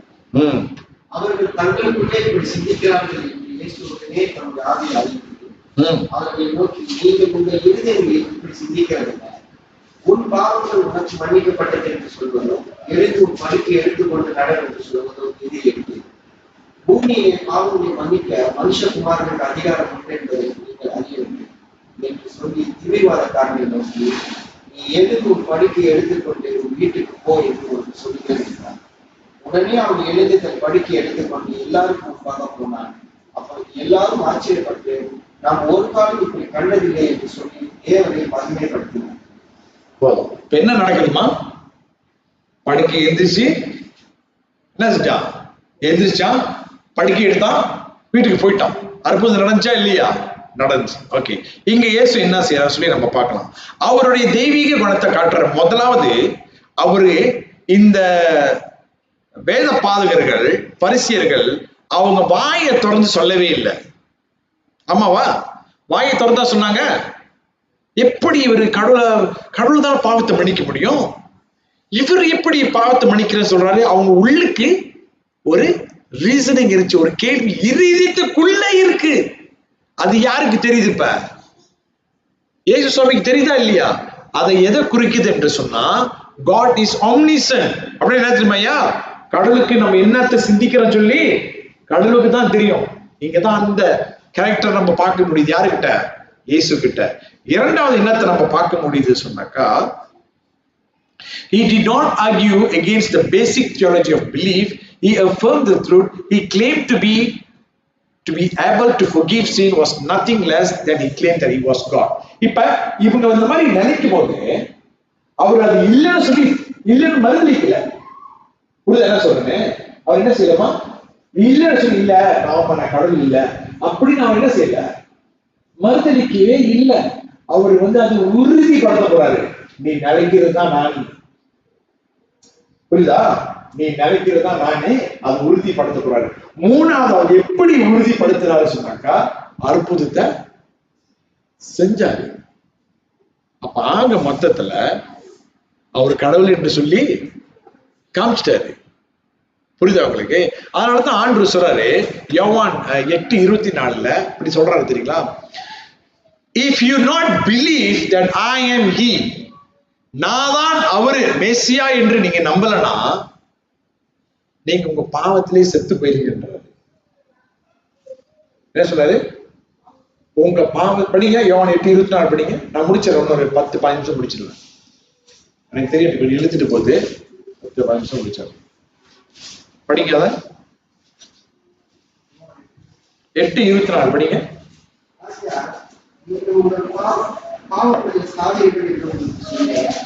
நானே அவர் என்று நீங்கள் விசுவாசியாவிட்டால் உங்கள் பாவங்களிலே சாவீர்கள். அவ்வளவுதான். நீங்க அவரை நம்பலன்னு சொன்னா, இவர் தான் என்னை காப்பாற்ற முடியும் நீங்க நம்பலனாக்கா, அதோ பாருங்க, நீங்க உங்க பாவத்துல என்ன செய்வீங்க? செத்து போயிருவீங்க.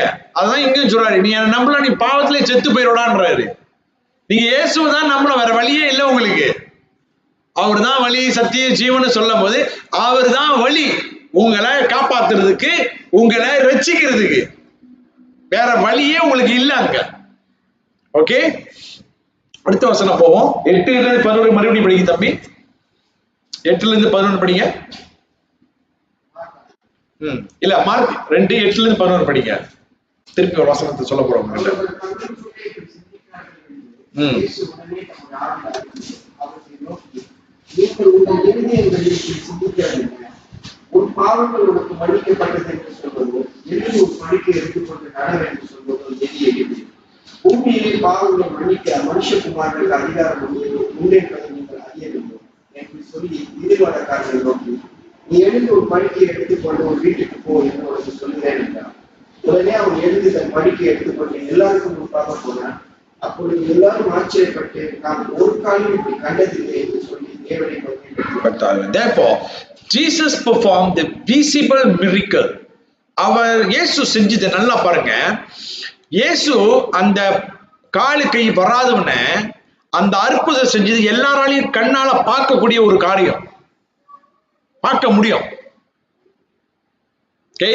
Therefore, Jesus performed the visible miracle to prove his invisible claim. இப்ப நல்லா பாருங்க, அவர் செஞ்ச அந்த அற்புதம், கண்ணால பார்க்கக்கூடிய அற்புதம், அதை ஏன் அவர் செஞ்சாருன்னா, பார்க்க முடியாத இருக்கிறாங்களே, இவர் தேவன் என்று சொல்லி பார்க்க முடியாம இருக்கிறாரு, அதை என்ன செய்யறாங்க, உறுதிப்படுத்துறாரு. புரியுதா என்ன சொல்றேன்? படிக்கிறேன் கேளுங்க. Jesus performed the visible miracle to prove his invisible claim that Jesus is God in human flesh. கடவுளே இயேசு சுவாமி கடவுளா இருக்கிறாரு, மனிதனா இருந்தும் கடவுளா இருக்கிறாரு. ரைட்டா நான் சொல்ல தமிழ் வார்த்தை தப்பா ஓடிச்சா? அவர் மனிதனாவும் இருக்கிறாரு, கடவுளாவும் இருக்கிறாரு. அதனாலதான் கெடா பிகா கோஹோ. If Jesus has authority over the effect of the sin, நல்லா கேட்டுங்க, ஆரம்பத்துல சொல்லிட்டு வரோம், இந்த பாவத்தினாலதான் இன்னைக்கு இவ்வளவு வியாதி, இந்த பாவத்தினாலதான் இன்னைக்கு கண்ணீர், கவலை, வேதனை எல்லாம். அதே நேரத்துல இயேசு அது மேல அதிகாரம் இருந்து சுகப்படுத்த முடியுது என்று சொன்னா, இன்னொரு அவரோட அதிகாரம் எங்க தெரியுமா இருக்கு? இந்த பாவத்தினால வந்த கில்ட், குற்ற உணர்வு, தப்புகள் செய்ததுனால அதுக்கும் அவருக்கு அதிகாரம் இருக்கு. என்ன அதிகாரம் சொன்னா, பாவத்தை மன்னிக்கிறதுக்கு. புரியுதுங்களா என்ன சொல்ல வரேன்?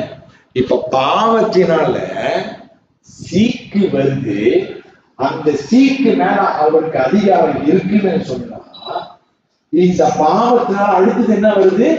ஏன் முன்பாக நம்ம எப்படி நிற்கிறோம்? குற்றவாளிகளா நிற்கும் பொழுது இந்த குற்றத்துக்கும் மன்னிக்கிறதுக்கு அவர் என்ன இருப்ப அதிகாரம் இருக்கு. அதுதான் மார்க் சொல்ல வராது. புரியுதா என்ன சொல்றேன்? He has authority to heal the sick. He also has authority to forgive our sin. கடைசியாக முடிப்போமாக. இப்ப இது எல்லாத்தையும் பார்த்துட்டாங்க. 12வது வசனம் படிங்க, முடிச்சிடலாம். 12வது வசனம் படிங்க.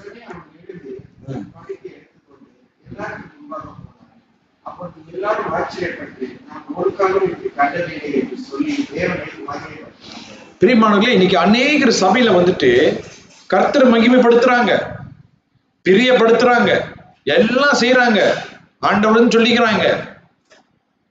ஆனா என்ன ஒரு கவலையா இருக்குன்னா, உண்மையிலே மனம் திரும்பி இருக்காங்களா?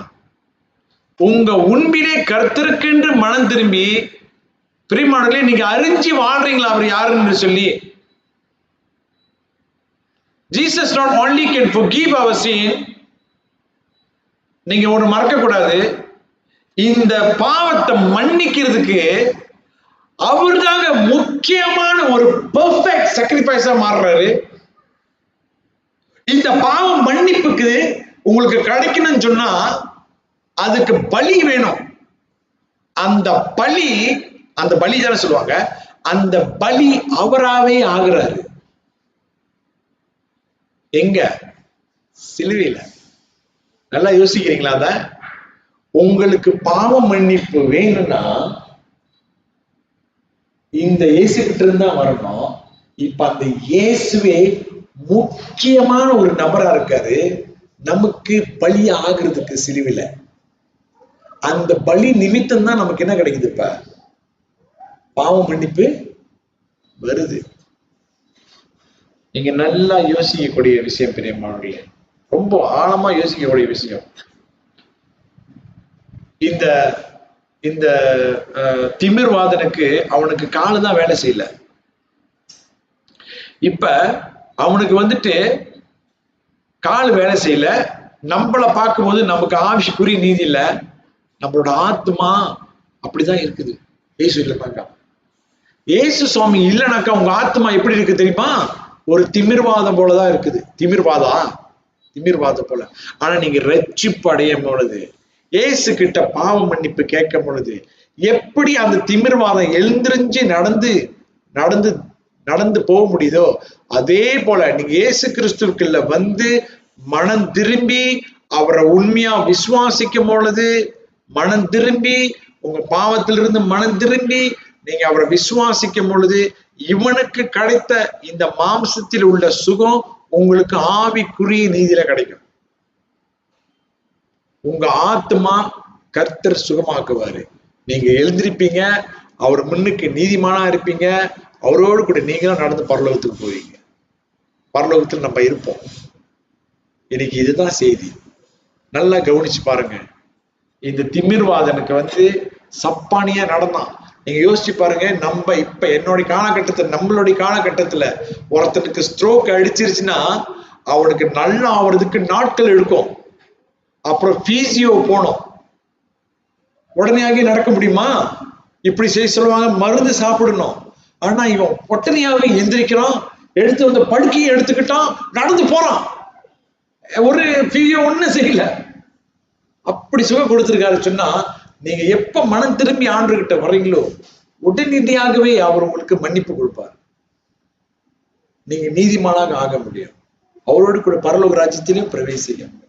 கண்ணில் மூடி ஜெபம் செய்வோமாக.